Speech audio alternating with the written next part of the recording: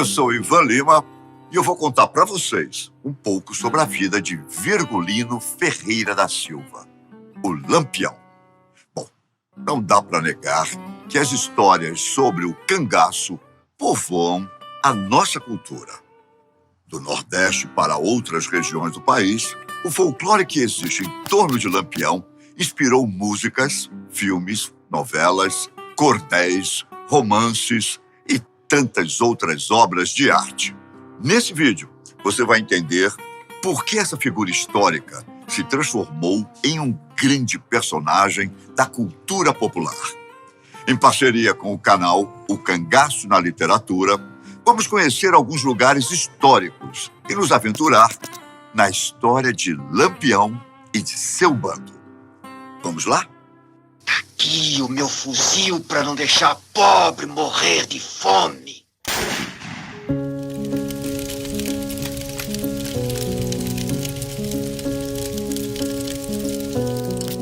Desde que Lampião assumiu o bando do cangaceiro Senhor Pereira em 1922, a sua fama de bandido sanguinário se espalhou pelo sertão nordestino.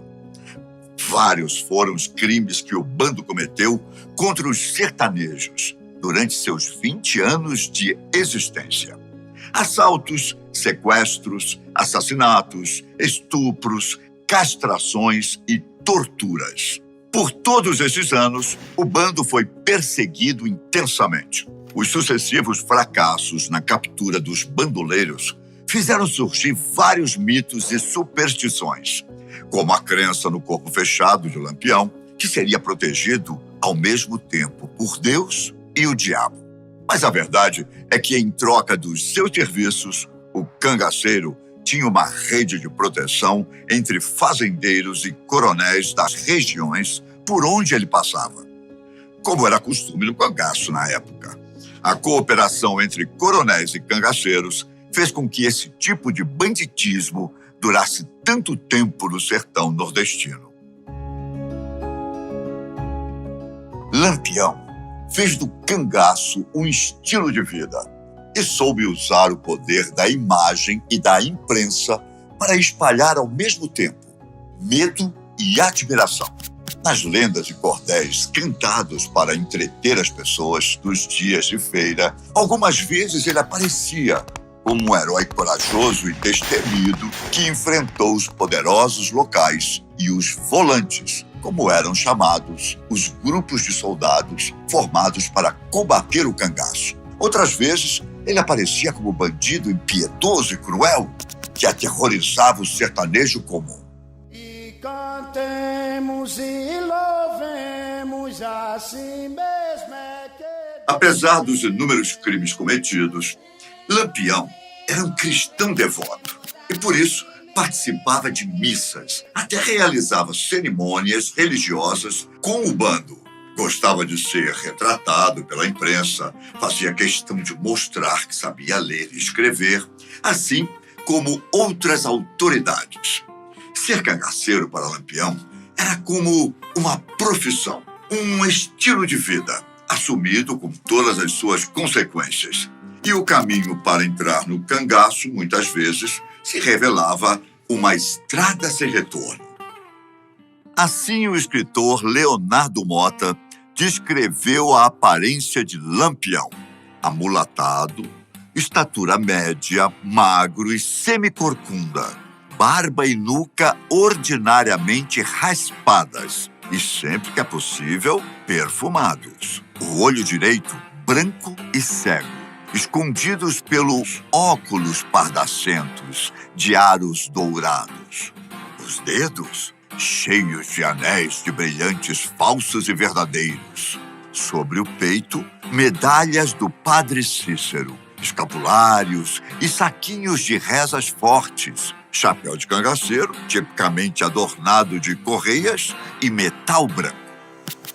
Para conhecer quem foi Virgulino Ferreira, o homem por trás da lenda, vamos conhecer a terra onde ele nasceu e cresceu.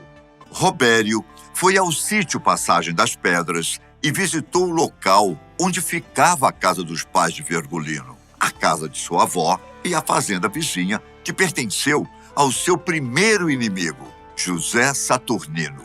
O sítio fazia parte de um pequeno município chamado Vila Bela, mas foi incorporado a outros povoados e atualmente faz parte de Serra Talhada.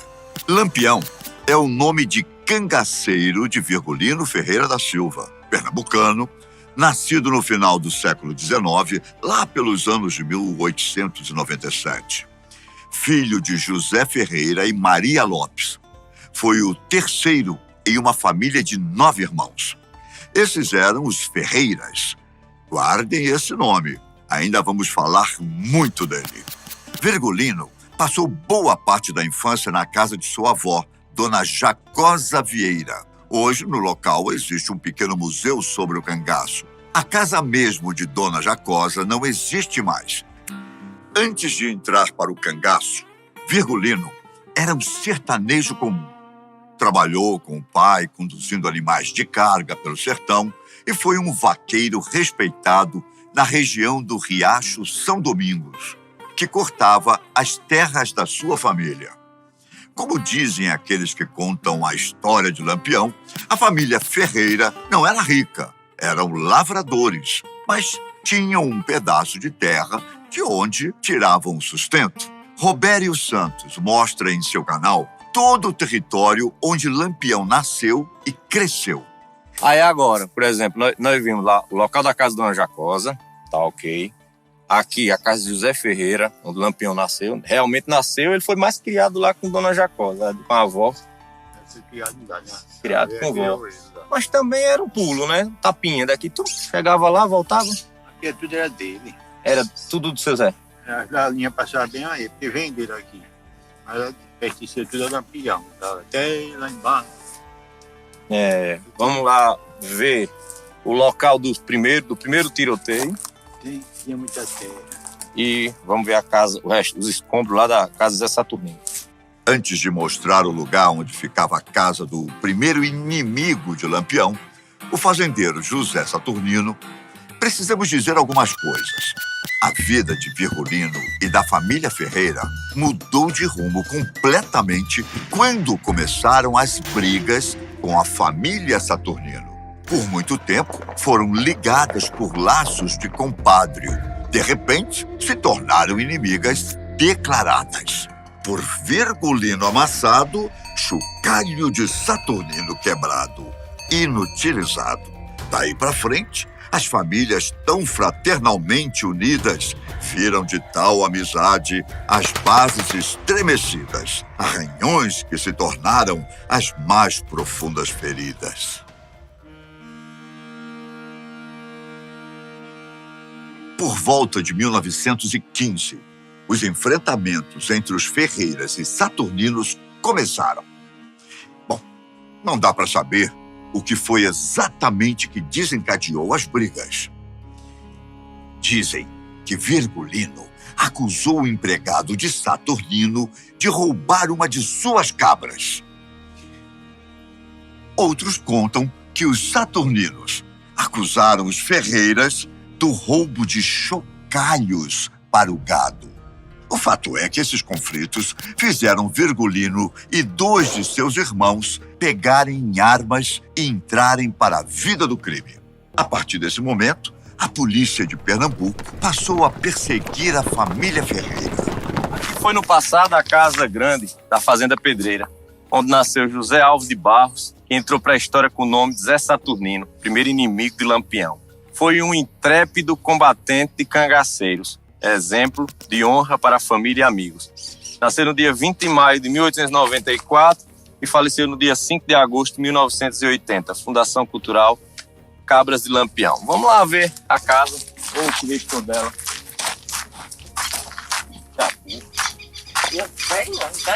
Não, topou no braço, só. Ó, gente. Existem algumas fotos antigas que mostram aqui a casa. Inclusive, ó, esses buracos. E a volta por lá, Nenê. Vou falar por eles. Ó, esses buracos aqui, esses buracos, eles eram chamados de torneiras. Porque aí, ó, Botava aqui a arma e você ficava protegido. Aqui. Tem uma dela, né? Vem pra cá. Então, deixa eu ver desse lado aqui. Ainda a parede intacta. Aqui, ó. Rebocada. A casa deve ter caído, né? Com chuva. Durante uma trégua com a família rival, os Ferreiras decidiram se mudar para Matinha de Água Branca, em Alagoas, onde teriam a proteção do coronel Ulisses Luna. Um tempo depois, a mãe de Lampião morreu com um ataque cardíaco. Mais tarde, o pai, seu José, morreu pelas mãos da polícia em Santa Cruz do Deserto, povoado de Mata Grande, em Alagoas. Lampião chegou a jurar vingança pela morte do pai, mas nunca cumpriu a promessa. Em Alagoas, por volta de 1920, Virgulino e seus irmãos, Levino e Antônio, entraram para o bando de Senhor Pereira. Foi assim que começaram na vida de cangaceiro. É nessa época que Virgulino se torna Lampião. A origem do apelido não é certa. Alguns dizem que o nome Lampião fazia alusão à rapidez do cangaceiro quando atirava, estourando um brilho de fogo pelo cano de sua arma. Essa versão saiu até no jornal Diário da Noite em fevereiro de 1937. Outros diziam que ele recebeu o nome porque um dia iluminou o caminho com tiros de bala para o alto. Outra versão é a de que ele parecia um poste porque era magro e fumava muito.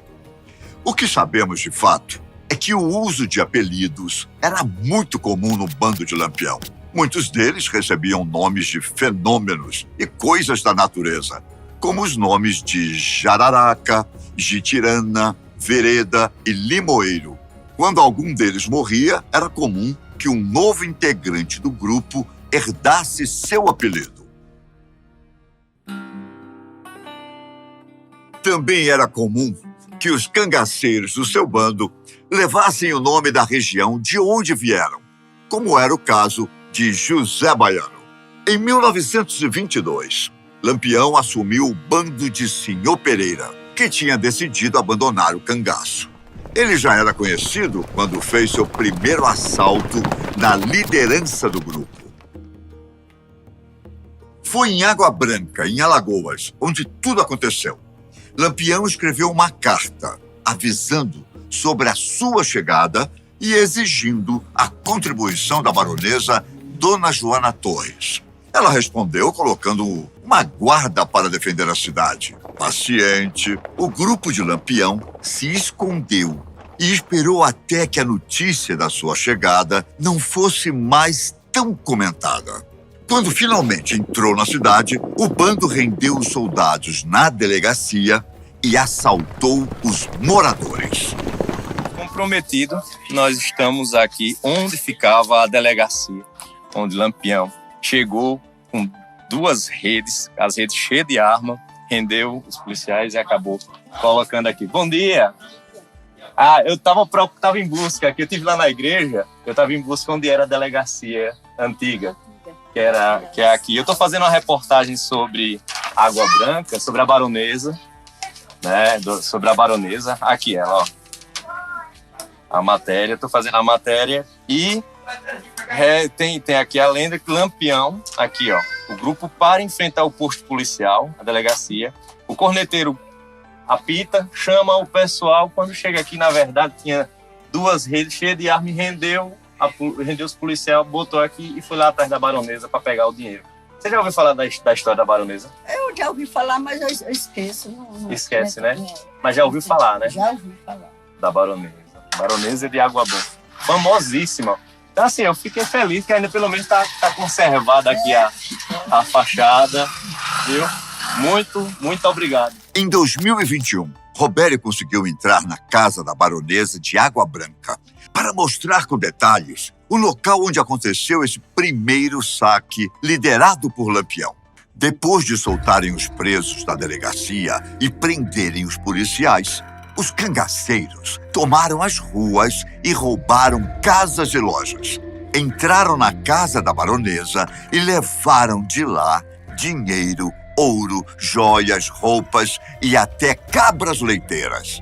Para coroar o saque, Lampião fez Dona Joana desfilar com ele pelas ruas. O bando de Lampião começou pequeno, mas foi crescendo e se espalhando pelo sertão, através da divisão de pequenos grupos, liderados por homens de sua confiança. Chegaram a ter 105 cangaceiros, como foi contabilizado durante um desfile em setembro de 1926 em Cabrobó, uma cidade pernambucana. Nesse mesmo ano, Lampião foi chamado para fazer parte dos batalhões patrióticos, em Juazeiro do Norte, no Ceará. Os batalhões foram formados para combater a coluna Prestes, mas ele não chegou a participar de nenhuma batalha contra Luiz Carlos Prestes. Um tempo depois, acabou descobrindo que era falsa a patente de capitão, que tinha recebido de Padre Cícero, na ocasião da sua convocação para o batalhão. Foi nesse momento que Lampião e Benjamin Abraão se conheceram. Na época, Benjamin era secretário do Padre Cícero Romão, mas em 1936, 2 anos após a morte do padre, Benjamin conseguiu o apoio da empresa Aba Filmes para fotografar e filmar Lampião e seu bando, claro. Nesse período, diversas fotos do grupo foram publicadas em jornais e revistas. Um ano após a produção das fotos e do filme, durante uma exibição para as autoridades de Fortaleza, no Cine Moderno, o documentário de Abraão foi apreendido. Considerado uma afronta ao governo federal, o documentário ficou esquecido por décadas. Só em 1955, as gravações foram encontradas, montadas e o filme ficou sob a guarda da Cinemateca Brasileira. Essas imagens inspiraram vários filmes, como O Cangaceiro, de 1953, e O Baile Perfumado, de 1997. O documentário e as fotos de Benjamin mostram o cotidiano dos cangaceiros e teve o consentimento escrito de Lampião. O filme mostrou também como funcionava a relação entre os cangaceiros e os coiteiros, que eram aqueles fazendeiros e coronéis que protegiam e formavam uma rede de auxílio ao cangaço. Depois de muito procurar em livros, jornais e fotografias, Robério acredita ter encontrado o lugar onde Benjamin fez o filme sobre o bando. Por isso, ele foi ao povoado Bom Nome, que fica na cidade Água Branca, em Alagoas, para mostrar o local onde, possivelmente, foram feitas aquelas imagens do bando exibindo suas armas, simulando situações de combate e fazendo atividades cotidianas, como buscar água no riacho.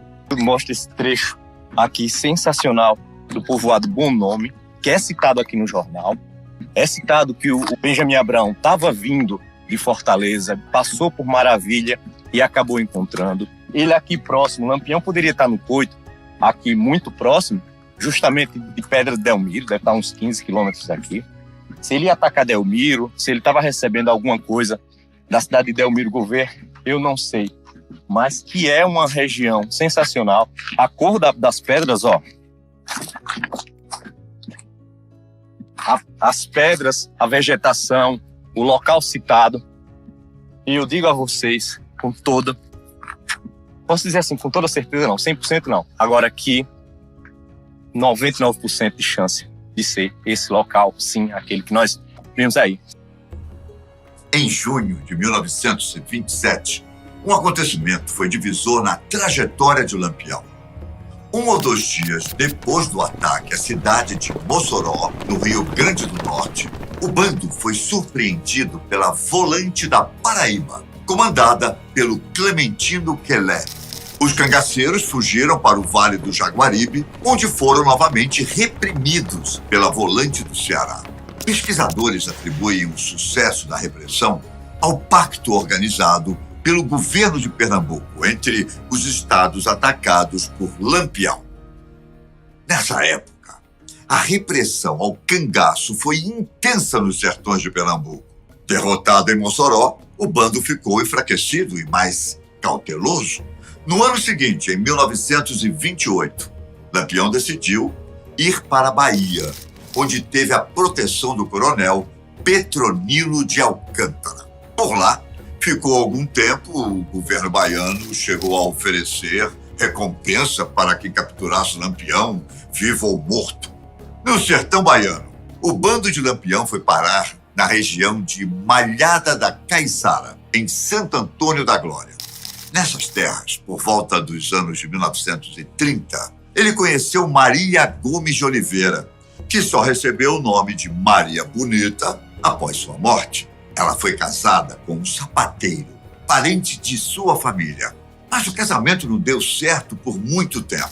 Com seus 20 anos de idade, quando conheceu Lampião, Maria decidiu ser sua companheira no amor e na guerra. Os dois tiveram uma filha, seu nome Expedita. Ela foi protegida por coiteiros e criada por João, o único dos irmãos Ferreira que não entrou para o cangaço. Depois de ter conhecido Maria Bonita, o período do sossego chegou ao fim. Durante a década de 1930, alguns combates entre o bando de Lampião e as forças policiais ficaram marcados na história do sertão. Vamos contar os detalhes de alguns acontecimentos famosos que geraram muitas mortes e sofrimentos, mas que exemplificam um pouco das ações desse grupo de bandoleiros. Em 1929, Lampião e seu bando atacaram a cidade de Queimadas, na Bahia. Chegaram na delegacia da cidade, renderam os oficiais da polícia em serviço, soltaram os presos da cadeia e prenderam os guardas nas celas vazias. Depois de saquear a cidade, os cangaceiros levaram os soldados para a frente da delegacia, libertaram um deles e mataram os outros 7. Um dos presos recém-anistiado olha para Lampião e diz: minha Nossa Senhora, tu vai nos sortar mesmo.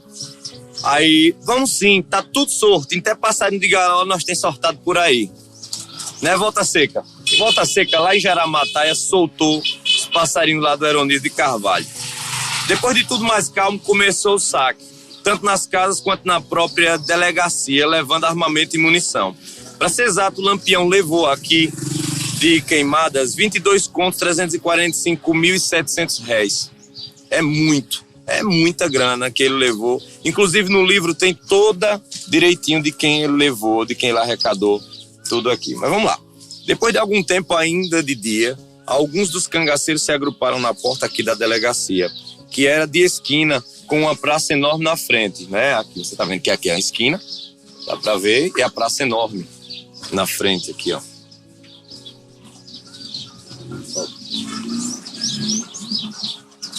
As pessoas de longe assistiam tudo. Era na época das festividades natalinas, então tinha um parquinho, aqui aqueles parquinhos de barco, de puxar e tal. O sargento que acompanhava o bando foi liberado e poupado. Ele mandou levar. E aí começou a chacina. Lampião montou um baile, chegou no clube, aqui na verdade era o local onde a Filarmônica ficava. Fez um baile, fez uma grande festa. Repara, o cara mata, tá lá os caras mortos no chão. Fez uma grande festa aqui na cidade. Tava passando um filme, ele foi assistir um pouquinho, também não assistiu muito, do mesmo jeito que ele fez lá em Capela, e ele acabou vindo pra cá e acabou assistindo um pouquinho, foi embora, e no outro dia pela manhã a linha férrea vinha até aqui a cidade, e os soldados só foram chegar no outro dia pela manhã para contabilizar os mortos e justamente para ver o que tinha acontecido. Fogo da Maranduba é como ficou conhecida a batalha entre o bando de Lampião e as forças policiais, em janeiro de 1932, na fazenda Maranduba, em Sergipe. Pesquisadores do cangaço apontam este episódio como um grande exemplo da habilidade de Lampião como estrategista militar, A exemplo de outro combate que aconteceu em 1926 em Serra Grande, o bando demonstrou grande conhecimento da caatinga e um excelente preparo no enfrentamento armado. Além das volantes, fizeram parte da batalha os nazarenos, grupo policial formado exclusivamente para capturar o bando de Lampião. Quando a volante e os nazarenos chegaram na região, o bando já estava preparado. Os cangaceiros se posicionaram entre 7 umbuzeiros e atacaram os soldados. Mesmo em desvantagem no número de combatentes, o bando teve sucesso e saiu vitorioso. Hoje, nós temos o privilégio de vir aqui à região de Maranduba, não para falar exatamente sobre a batalha. Eu acho que na internet, nos livros, até no livro Volta Seca, foi extremamente debatido isso. Justamente porque o cangaceiro Volta Seca, ele sai do cangaço porque ficou com tanto medo de ver tanto tiro nas pedras. Ficou com medo de morrer, obviamente, e acabou saindo do cangaço. Em junho de 2018, Robério Santos foi à fazenda Maranduba, na cidade sergipana Poço Redondo, participar do Cariri Cangaço, um evento de caráter cultural e científico que reúne estudiosos de fenômenos históricos do sertão nordestino, como o cangaço, o messianismo e o coronelismo. Entre outras atividades, o evento contou nesta edição com uma homenagem aos mortos do combate de Maranduba. Marco histórico Cruz dos Nazarenos. Nesse local, após o fogo da Maranduba, travado a 9 de janeiro de 32, entre o bando Lampião e as forças comandadas pelo tenente Liberato Carvalho e Manuel Neto, foram enterrados os corpos dos cangaceiros e volantes falecidos em combate. Homenagem do Cariri Cangaço, Poço Redondo, 2018, 15 de junho, hoje 2018, Emílio Chagas Júnior, prefeito municipal. Você chega aqui na região de Maranduba, chega num lugar, você pergunta, a primeira coisa que já diz assim, não, só tem cangaceiro ali enterrado. Você chega no outro canto, o pessoal diz, não, juntou cangaceiro e volante, enterrou lá, eu disse que é volante. E de quebra ainda você chega em algum lugar aqui de Maranduba e você vem dizendo, rapaz, não tem ninguém lá não. Pegaram, colocaram a cruz e acabou porque foram lá enterrar, foram lá descavar um tempo lá e não encontraram nem dente de ninguém. Então assim, Maranduba vai continuar sendo um grande debate e hoje o Cariri Cangaço traz uma coisa fantástica, a construção que eu acompanhei durante o dia, dos marcos. No dia 28 de julho de 1938, a história de terror, de aventura e de amor de Lampião e Maria Bonita chegou ao fim. Foi uma emboscada contra o bando na Grota de Angico, que deu fim à vida do rei e da rainha do cangaço. Para contar um pouco desse fato, Robério foi ao local onde tudo aconteceu. Atualmente, no local existe uma unidade de conservação ambiental, o Parque Grota do Angico, na cidade do Poço Redondo, em Sergipe, na divisa com os estados Bahia e Alagoas. Aqui no parque, aqui da Grota do Angico, que é um local muito interessante, muita história. Eu sempre digo que é o principal lugar onde pesquisadores, historiadores, de modo geral, e praticamente todos os livros que tratam de cangaço sempre tem que citar diretamente ou indiretamente aqui a Grota do Angico. Ainda nós aqui a base de apoio ao turista. E nós vamos entrar aqui, mata dentro, para fazer uma boa trilha até lá o lugar onde Lampião foi morto em 28 de julho de 1938. Dá para perceber que a vegetação começa a ficar cada vez mais fechada. Quanto mais próximo da Grota do Angico, mais fechado fica, Então, é muito interessante. Às vezes as pessoas se perguntam o que é que Lampião estava fazendo, Lampião e seu bando, estava fazendo aqui, num lugar desse. Mas Lampião estava se escondendo, na verdade era um coito, como é chamado, Então, o grupo estava, vocês vão perceber lá mesmo que tem muita pedra. Tem muita pedra, quase praticamente um forte. Escondidos no meio da mata seca, os cangaceiros descansavam às margens do riacho Angico, que é um afluente do Rio São Francisco, quando os soldados chegaram. Liderada pelo tenente João Bezerra da Silva, a volante surpreendeu o bando. Depois de uma troca de tiros, alguns conseguiram fugir, mas Lampião, Maria Bonita e 9 integrantes do bando foram mortos. Apenas um membro da volante morreu, como indicam os registros do acontecimento. Os 11 cangaceiros tiveram as cabeças cortadas e exibidas pela volante, que passou por várias cidades até chegar em Maceió. O desfile atraiu multidões por onde passou, em comemoração à morte do rei e da rainha do cangaço. Foi um tipo de cortejo macabro. As cabeças foram colocadas na escadaria da prefeitura de Piranhas, onde foram fotografadas. Depois de passarem por mais 2 cidades, foram expostas novamente na escadaria da igreja Nossa Senhora da Assunção, na cidade de Santana do Ipanema, onde a população também se juntou para assistir ao espetáculo. As cabeças de Lampião e Maria Bonita foram examinadas em Maceió. O objetivo era provar as teorias criminais de Lombroso, que não foram confirmadas. Com o passar do tempo, essas teorias foram consideradas insuficientes e desacreditadas pela ciência. Durante 30 anos, as 2 cabeças ficaram expostas no Museu de Antropologia Criminal do Instituto Nina Rodrigues, em Salvador. Depois de muita pressão dos familiares de Lampião, assim como da ex-cangaceira Dadá e do seu filho, os restos mortais foram enterrados no cemitério Quinta dos Lázaros, em Salvador. Esse foi o fim de Lampião e Maria Bonita, que, apesar da morte, continuam vivos como símbolos da cultura popular. Espero que tenham gostado dessa história. Vamos trazer nos próximos episódios um pouco da vida de Maria Bonita, Zé Baiano e Corisco. Vocês não podem deixar de ver.